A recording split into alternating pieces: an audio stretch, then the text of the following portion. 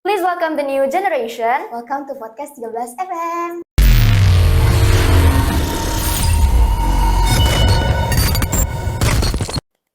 Assalamualaikum modern people. Jadi kayaknya kita orang-orang baru nggak sih, wajah-wajah baru. Betul banget, tadi kan dibilangnya please welcome the new generation. Jadi kita ini adalah regenerasi baru dari OSIS sebelumnya. Nah dulu kali ya kita. Iya. Nama gue Aina. Dan gue Tiara. Dan kita di sini bakal jadi host di podcast 13 FM untuk 1 tahun ke depan. Jadi kira-kira kita mau bahas apa nih di podcast kali ini? Gue tuh pengen ngebahas satu topik yang akhir-akhir itu lagi trending topik nih di sosial media, yaitu self-improvement. Nah, lo sendiri tahu nggak sih, apa itu self-improvement? Oh, dari setahu gue ya, gue baca-baca dari search gue, self-improvement itu merupakan merubah diri menjadi lebih baik ke arah yang positif itu. Bisa dari namanya meningkatkan identitas diri, memperbaiki kekurangan, atau meningkatkan potensi-potensi yang kita punya gitu. Wah, kayaknya keren nih kalau misalnya kita bahas. Tapi kalau misalnya kita mau improve diri kita, mau menjadi manusia yang lebih baik, pasti ada step-stepnya nggak sih? Betul banget. Ada langkah-langkah yang harus kita lakuin nih. Tapi kita mulai dari baby steps dulu nggak sih? Kayak kita mulai dari langkah-langkah kecil. Nah mungkin yang pertama, langkah pertama yang bisa lo lakuin itu adalah stepping out of your comfort zone. Betul. Jadi stepping out of your comfort zone itu artinya kita tuh melangkah dari zona nyaman kita nih. Zona nyaman kita. Oh iya betul banget sih, karena kebanyakan tuh orang-orang kalau udah nyaman di zonanya itu kayak susah untuk berkembang gitu.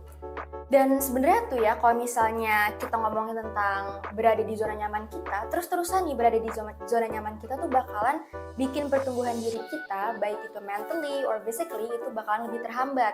Karena dengan terus-terusan berada di zona nyaman kita, itu tuh kita jadi takut nih buat nyoba hal-hal baru, buat experience hal-hal baru. Padahal kita tuh nggak tahu nih pengalaman apa yang bisa kita dapat kalau misalnya nih kita keluar dari zona nyaman kita. Oh gitu, wah betul sih ya. Karena gue sendiri ngerasain sih, pas gue masih di zona nyaman gue tuh, gue tuh ngerasa biasa-biasa aja, kayak nggak ada yang gue rasain sesuatu spesial gitu dari diri gue. Gue ngerasa kayak, sebenarnya kelebihan gue apa sih, kekurangan gue apa sih, gitu gak sih rasanya? Bener. Dan juga ya, kalau misalnya nih kita terus-terusan berada di zona nyaman kita tuh sebenarnya nggak bakalan tahu nih potensi di diri kita tuh apa. Padahal kalau misalnya kita berusaha untuk melangkah dari zona nyaman kita tuh kita bisa tahu nih sebenarnya potensi yang ada di dalam diri kita tuh apa sih. Karena biasanya tuh potensi itu sebenarnya udah ada nih di diri kita, tapi kita cuma takut buat mengembangkan hal itu. Padahal tuh sebenarnya udah ada. Kalau misalnya katanya di lagunya Stacy Ryan sih, if we never try, how would we know? Oh iya, itu lagunya lagi booming banget loh sekarang di TikTok. Iya. Kan, ngomongin tentang perubahan, stepping out your comfort zone, itu kita kayak saat-saat adaptasi sama hal baru nggak sih? Iya, benar banget.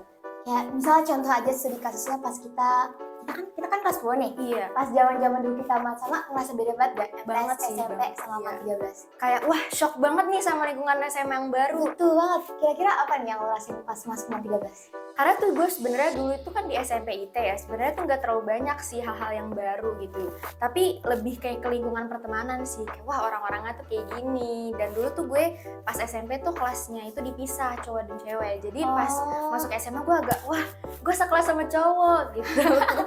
Oh gitu. Iya, gila kayak gue kaget banget sih. Terus apa nih perkembangan atau kan lu bilang tadi Stepping out of your comfort zone. ya itu. Lo ngambil sesuatu nggak kira-kira di mana apa opportunity yang lo ambil gitu? Ada sih, gue tuh sebenarnya awalnya itu rencana awalnya gue tuh nggak mau masuk OSIS. Oh iya kan? Tapi akhirnya tuh gue memutuskan untuk ikut OSIS karena ya pengen coba-coba aja gitu kan. Akhirnya terus pas ada wawancara gue memutuskan untuk nyalonin diri gue jadi anggota Sekbid 6. Nah karena gue dulu tuh di SMP gue sebenarnya ikut OSIS, cuma OSISnya itu kurang aktif. Soalnya ya pandemi gitu ya. Jadi kayak aduh online apa-apa online. Jadi kayak Experience-nya kurang iya, gitu. opportunity-nya tuh kayak kurang gitu. Nah, gue juga sebenarnya kalau belajar di MTS tuh gue nggak ikut OSIS, gak ikut organisasi. Makanya pas masuk kelas 13 gue pengen coba sesuatu hal yang baru gitu kan. Jadi gue join ke OSIS 13 Jakarta. Emang keren banget sih organisasinya. Parah. Oh ya, lanjut aja kali ya ke selanjutnya. Tadi kan Sebenarnya lo pernah ngerasa takut gak sih pas pertama kali waktu wawancara, seleksi dan lain sebagainya itu? Takut sih, soalnya tuh gue tipe orang yang kalau mau ngelakuin sesuatu gue tuh mikir berulang-ulang kali gitu. Ya, I see. Karena kayak kadang tuh gue tuh berada di titik dimana tuh gue takut dijudge sama orang lain gitu. Pernah gak sih ngerasa kayak gitu? Pernah takut gitu ya, iya pernah. Apalagi kalau misalnya nih kita di lingkungan baru, kita kan lagi adaptasi, terus kita takut buat nyoba-nyoba hal-hal baru. Padahal ya, kalau misalnya kita untuk udah sekedar berani aja untuk mencoba, itu tuh udah keren banget. Iya, itu sudah nilai plus sih menurut gue. Nah, kalau begitu inti poinnya itu berarti kita jangan takut, selain tadi keluar dari zona nyaman, jangan takut untuk mencoba ya. Iya, sebenarnya tuh takut itu wajar banget. It is okay to feel scared to try new things. Tapi kalau misalnya kita takut untuk waktu yang sangat lama, itu bakalan menutup banyak pintu yang sebenarnya tuh bisa nganter kita tuh ke banyak kesempatan. Betul banget. Kalau gitu berarti kita juga harus open your heart, accept things gitu. As the way it is, dan kita tuh bakal jadi lebih baik. Jadi emang ini gak sih kalau misalnya ngebahas tentang perasaan tuh banyak banget orang yang kayak takut tuh kadang berlebihan sampai kayak emosinya tuh gak stabil, Meluap-luap gitu. Terus kadang punya anxiety. Ya, betul gak ngomongnya? Iya. Itu kayak gitu kan. Kadang mereka punya tahap kekhawatiran yang berlebih. Sehingga tuh kita tuh kayak sebenarnya tuh gue tuh atau enggak bisa menyesal kan, kayak sebenarnya tuh gue bisa sebenarnya, cuman kemarin tuh gue gak nyoba aja. Iya, padahal tuh ya kita tuh harusnya udah kita nyoba aja, karena kayak daripada kita tuh nyesel nggak ngelakuin. Menurut gue sendiri kita tuh lebih baik kita tuh nyesel ngelakuin daripada nyesel nggak ngelakuin. Betul banget, apalagi kalau bisa dibilang ya, ketika kita sudah melakukan suatu hal walaupun itu gagal, tapi kita punya pelajaran di situ. Iya. Dapat pelajaran gitu kan. Oh ya, betul. Dan ngomongin nih topik tentang membuka hati kita stepping out of your comfort zone, ada salah satu kutipan dari buku penulis Jepang yaitu Haruki Murakami. Kalian harus baca sih, dia penulis keren-keren banget, buku-bukunya keren-keren banget. Dia nulis di salah satu bukunya kayak gini, what happens when people open their hearts, they will get better.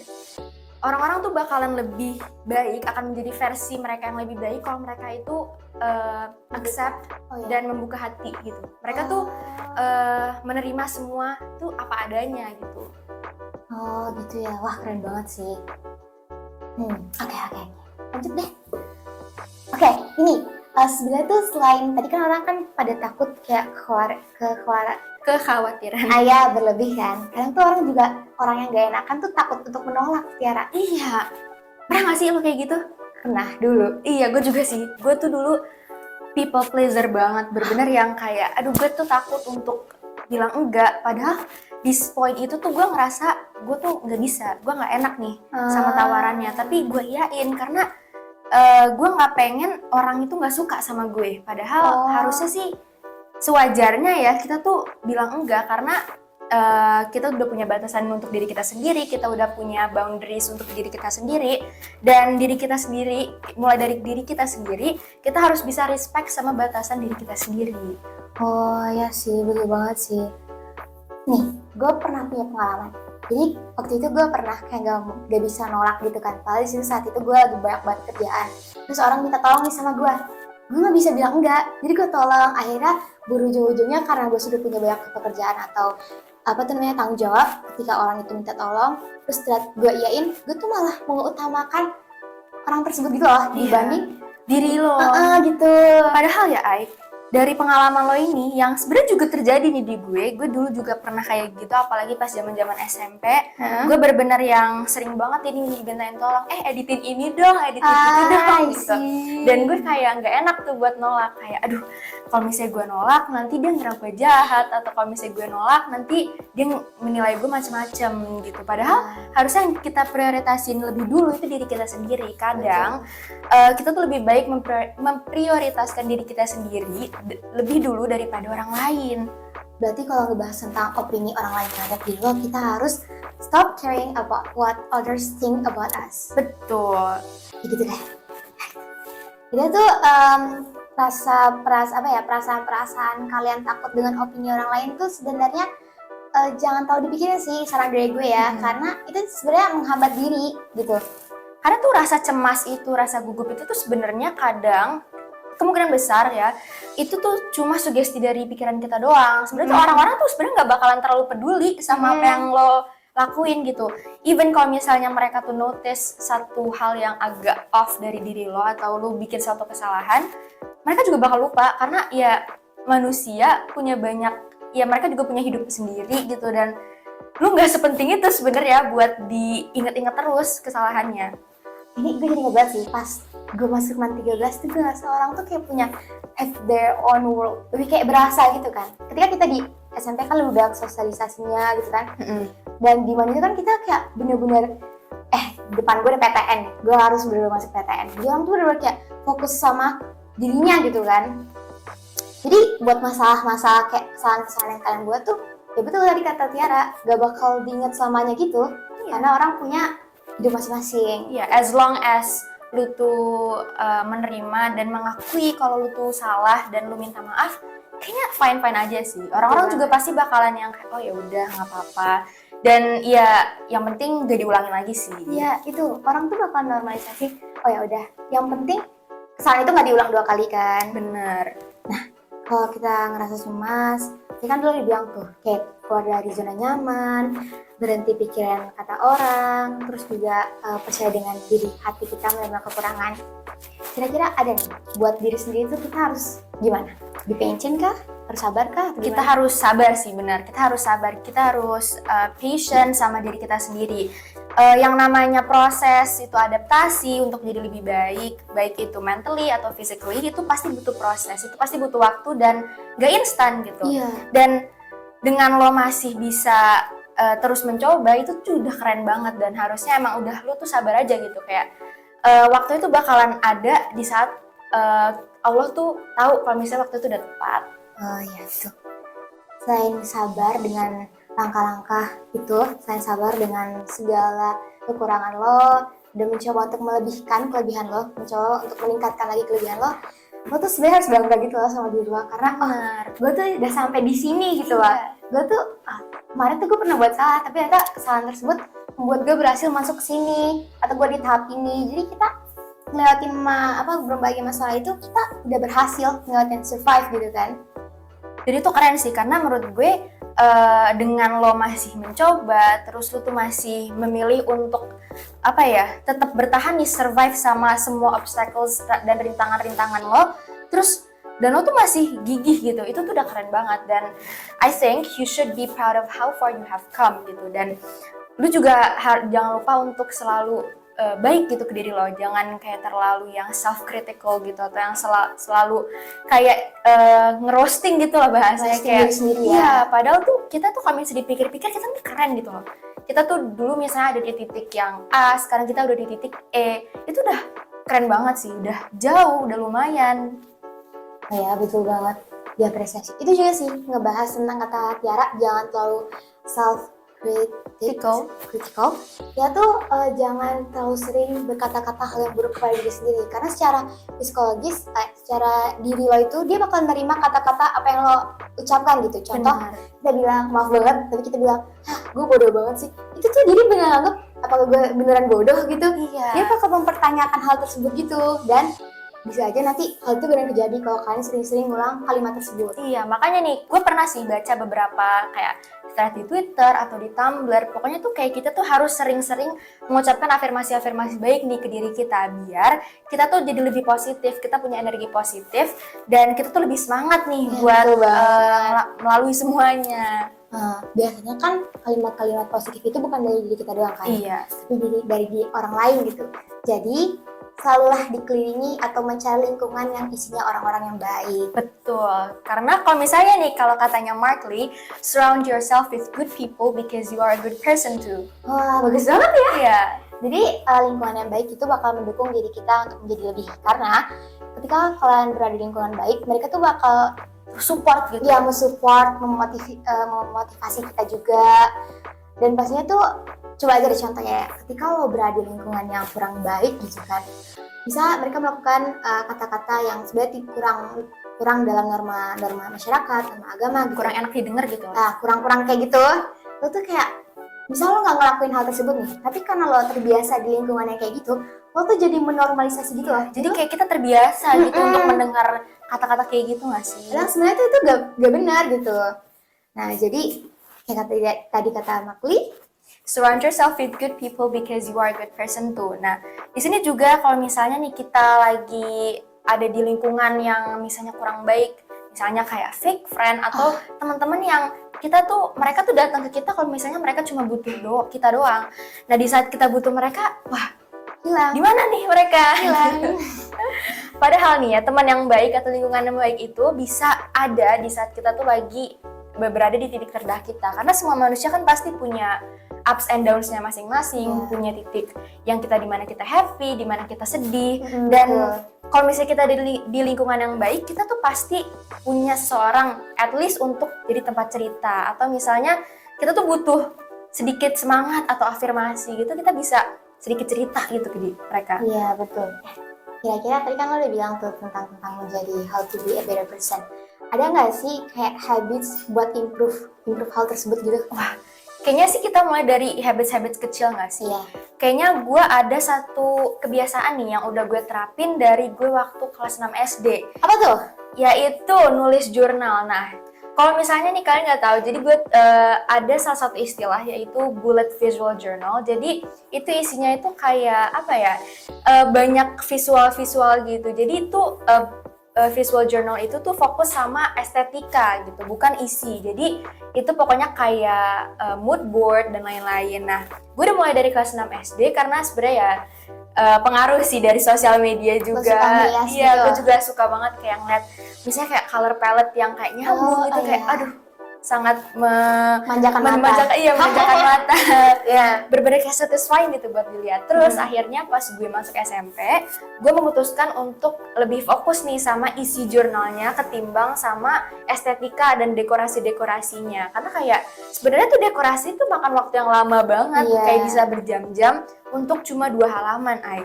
Nah, gue tuh sering banget jadi nulis jurnal itu tuh biasanya gak gue jadiin beban. Kayak gue tuh nulis kalau misalnya gue ada satu cerita yang pengen gue ceritain nih, tapi gue gak pengen cerita itu ke orang lain, jadi gue tumpahin semua perasaan gue tuh di buku.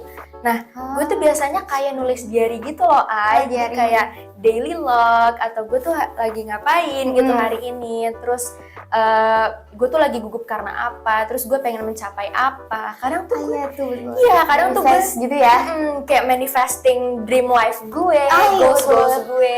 Kadang juga gue tuh suka nih bikin playlist untuk satu momen di hidup gue, dan menurut gue tuh keren sih karena di saat lo dengerin playlist itu tuh lo bisa kayak flashback gitu loh, ke momen memory gitu.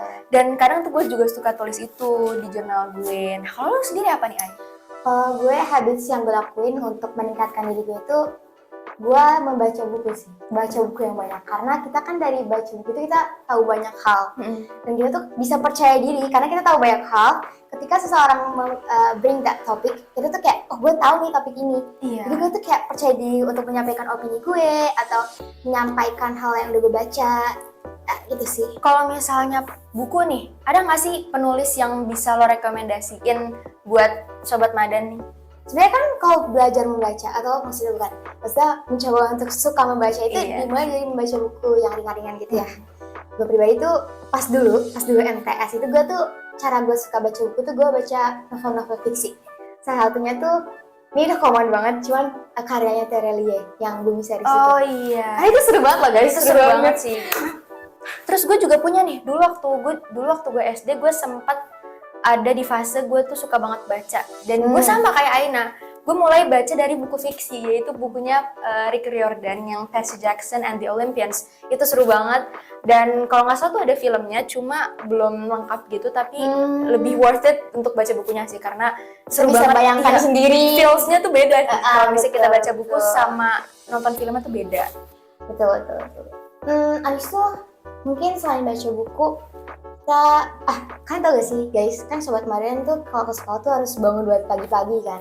Itu apa manfaat yang didapat dari bangun buat pagi-pagi itu? Kalau menurut gue ya, kalau misalnya kita bangun pagi-pagi tuh kita bisa lebih prepare nih untuk hari-hari kita. Jadi kayak kita tuh bisa prepare barang-barang yang mau kita bawa. Terus Betul. kita tuh kadang nih kita tidur dengan keadaan mood yang kita tuh nggak kayak aduh gue bad mood nih, biasanya gue lagi abis begadang, Fresh gitu kan. bener kayak abis ngerjain tugas, aduh tugas banyak banget, kita tuh pusing. Tapi kalau misalnya kita nih udah niatin nih dari malam kayak oke, gue harus bangun pagi biar mood gue tuh lebih baik, karena menurut psikologi bangun lebih pagi itu bisa ningkatin mood kita. Nah dengan bangun lebih pagi juga kita tuh bisa nih kalau misalnya hari libur nih ya, kalau misalnya kita lagi nggak sekolah, bisa nih doing some little exercise, simple gitu, nggak harus ke gym, kayak paling keliling komplek atau jogging sambil dengerin musik mungkin. Seru banget sih, kayak meromantisasi hari-hari kita yang biasa. Iya, gitu. itu dia, melakukan hal bermanfaat ya. Karena ketika kita bangun lebih pagi, lebih banyak waktu yang bisa kita lakukan gitu. Benar. Kalau gue biasanya tuh kalau pagi-pagi, kalau misalnya lagi libur gitu, biasanya ini ngelakuin ibadah sunnah. Kan kalau ada waktu gitu kan, mungkin baca zikir pagi gitu kan, amal surat, atau intinya mendekatkan diri dengan Tuhan gitu. Itu salah satu hal yang bagus loh buat di ini. Iya. Coba. Selain kita tuh kalau misalnya mau menjadi diri yang lebih baik, mau menjadi versi diri kita yang upgraded gitu, kita selain memperbaiki hubungan kita sama orang-orang di sekitar kita, pasti juga harus punya relationship yang baik nih sama Allah, bener nggak sih? Hablum minallah. Ya, hablum minallah. Betul banget. Nah, terus apa? Tadi kan lo bilang exercise. Oh, gini. Tadi kan lo bilang bangun pagi, habis olahraga, lalu perbaiki hubungan dengan Tuhan. Berarti poinnya tuh biar tujuan kita melakukan hal tersebut adalah biar kita tetap sehat, tetap memiliki pedoman hidup, karena agama itu pedoman hidup, guys. Benar. Yang agama betul. Nah kan, habis itu juga membuat mindset yang baik serta juga.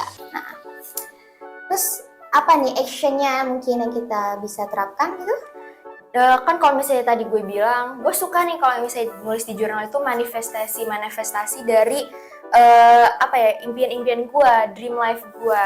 Nah tapi sebenarnya kalau kita tuh cuma nulis doang, atau kita cuma kayak gue pengen ini, gue pengen mencapai titik ini, gue pengen juara ini, tanpa ada action ya sama aja bohong gitu, kayak nol gitu.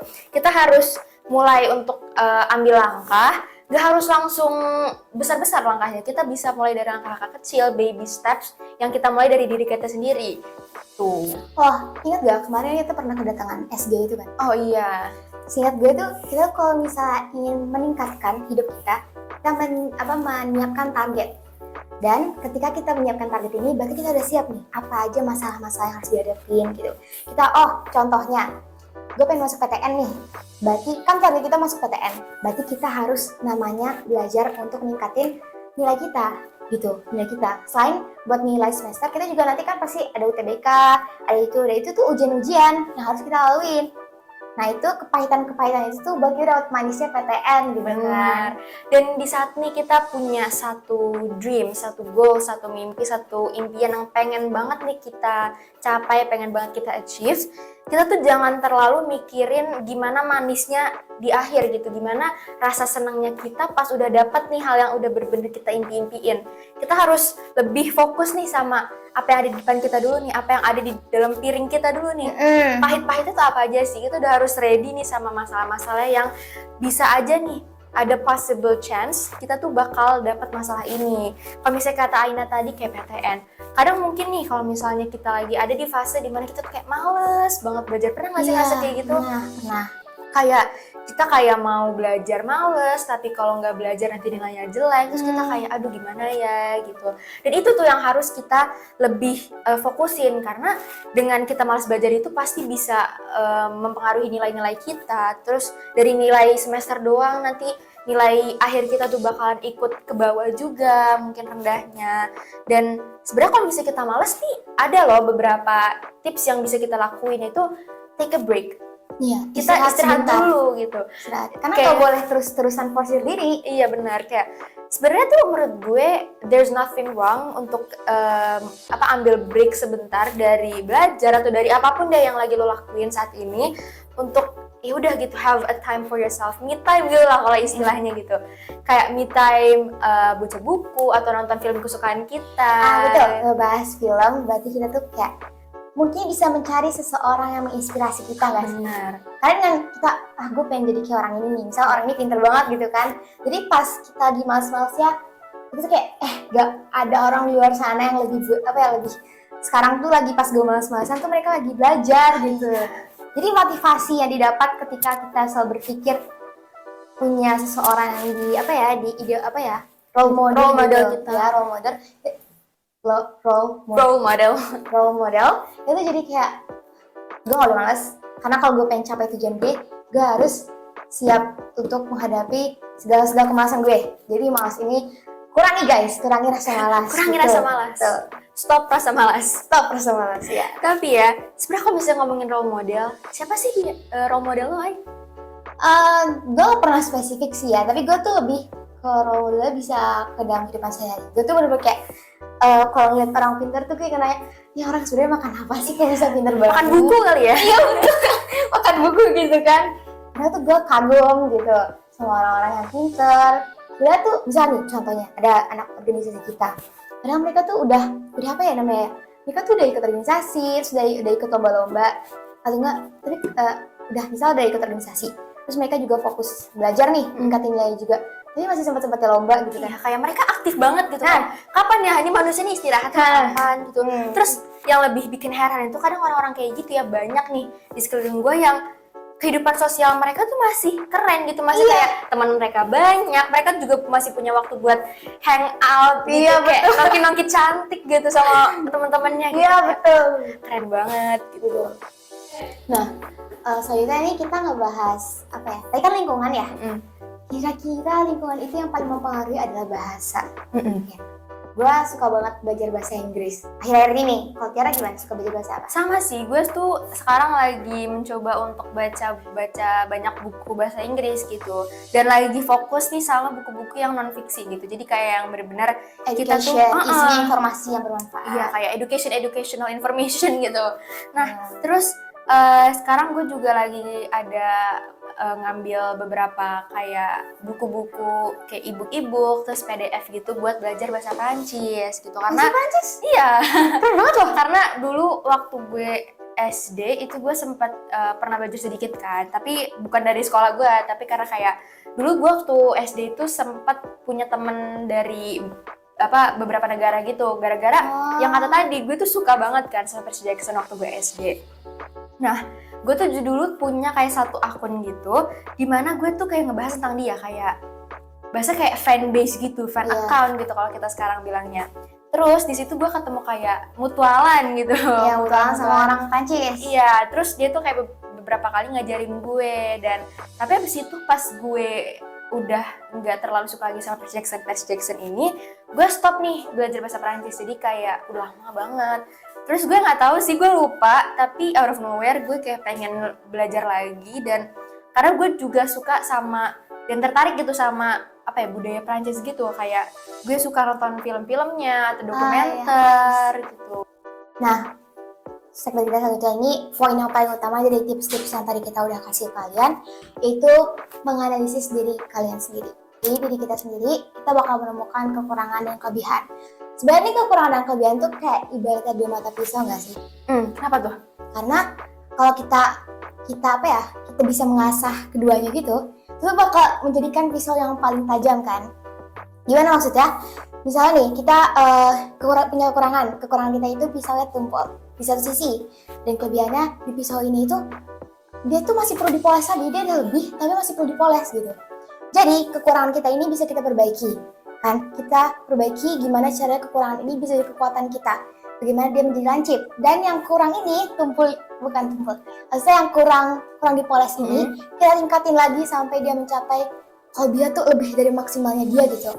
Dan kita tuh juga kalau misalnya kita punya kekurangan nih, kita tuh harus mandang kekurangan kita tuh sebagai sebuah kekurangan yang bisa kita improve gitu, bisa kita perbaiki, bukan sebagai kesalahan diri kita. Jadi kayak kita tuh harus mandang kekurangan ini tuh dengan a sense of self-love gitu. Jadi kayak kita mandangnya dengan kita tuh bisa improve loh dari kekurangan kita, bukan dengan kayak kita tuh ngekritik diri kita terus kayak aduh kayaknya ada yang salah nih sama diri gue gitu. Ya, dan untuk kelebihan ini kalian itu bisa ningkatin Karena gue yakin ya, yang namanya kelebihan itu kan kata Tiara tadi, potensi kita tuh udah punya. Nah, yang kita perluin itu kan tingkatin potensinya kan. Karena dari potensi-potensi atau kelebihan kita itu tuh bakal membuka banyak banget peluang, opportunity yang bisa kita ambil gitu. Dan dengan kita tuh mengembangkan potensi kita tuh juga harus bisa berani gitu. Tadi kayak kita yang tadi gue udah bilang, kalau misalnya kita udah punya potensi, kita udah asah potensi kita, udah kembangin potensi kita, tapi kita nggak berani untuk benar-benar jump into the action, kayak kita cuma berangan-angan doang, kita tuh bakal nge-stuck di satu zona yang sama. Ngomongin ini, gue jadi ingat quotes-nya Nora Roberts. Apa tuh? Jadi, if you don't go after what you want, you will never have it. And if you don't ask, the answer is always no.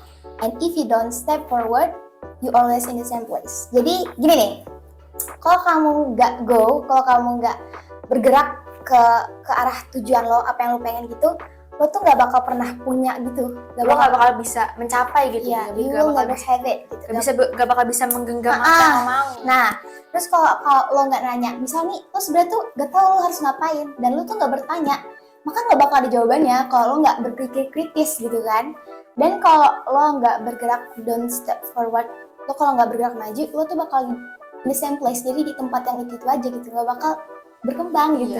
Dan lo bakal kayak nge-stuck udah di situ aja gitu, lo nggak akan bertambah gitu, lo nggak akan bisa upgrade diri lo, tapi malah ada kemungkinan lo tuh jadi lebih turun gitu, jadi malah downgrade gitu. Downgrade ya.